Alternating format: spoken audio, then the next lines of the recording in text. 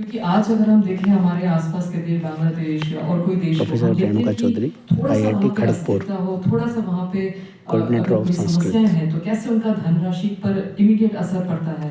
मगर यहाँ पे 2000 साल तक प्राय हमने इतना धनराशि कैसे रखा हमने। फिर हम देख रहे हैं कि 1947 में 4% हो गया और अभी हमारा 8%, तो आज से थोड़ा ज़्यादा है। तो यहाँ पे हम देख रहे हैं कि विलियम डालिम्पल अपनी किताब द गोल्डन रोड में लिख रहे हैं, वो कह रहे हैं कि भारत के ज्ञान के बारे में विश्व भर में लोग क्या बोल रहे थे। तो वहाँ पे शायद अल अंदलूसी, कैदी ऑफ चीफ जस्टिस ऑफ टोलेडो, वो कह रहे हैं कि the first nation to have cultivated science is India. फिर कह रहे हैं this is a powerful nation having a large population and a rich kingdom. India is known for the wisdom of its people. Over many centuries, all the kings of the past have recognized the ability of the Indians in all the branches of knowledge.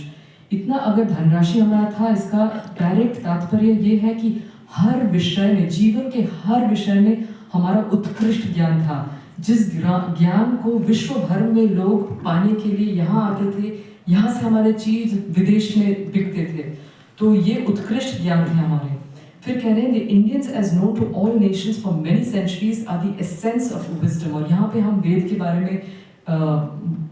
बारे में हमारे सोच जाते हैं, the source of fairness and objectivity। तो ये सिर्फ ज्ञान हमारे वक्तृत्व में नहीं थे, अभी भी हम वेद के बारे में जानते हैं। ऐसा नहीं है कि हम वेद के बारे में नहीं जानते, बट आज के समाज में हम देखें तो इतना ज़्यादा करप्शन है।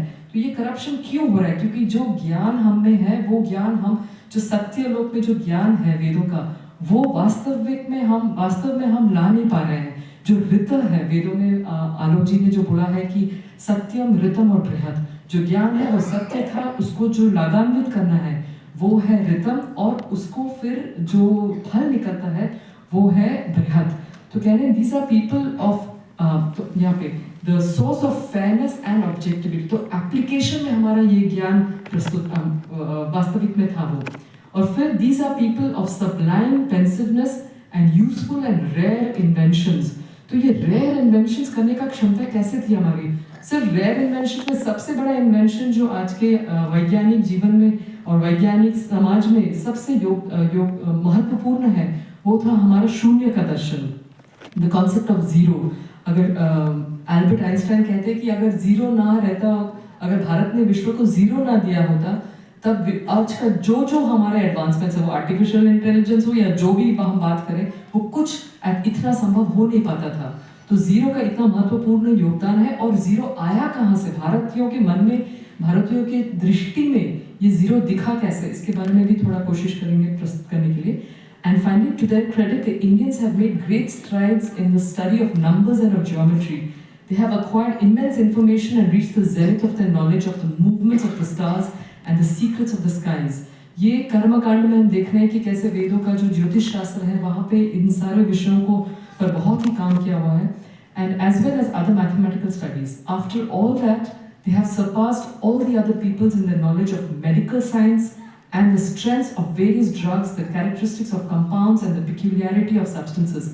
As to theology, they are in agreement as to the unity of God।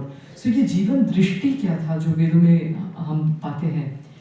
और उसके बाद हुआ क्या? इतना ज्ञान, इतना जो हर विषय में उच्च स्तर का ज्ञान, इन विषयों को हम, हमारे संस्थाएं हमने बनाए थे, क्योंकि 2000 साल तक अगर कोई भी समाज को समृद्ध बनना है, उस ज्ञान को आगे परंपरा के तौर में आगे की पीढ़ियों तक पहुंचाना है।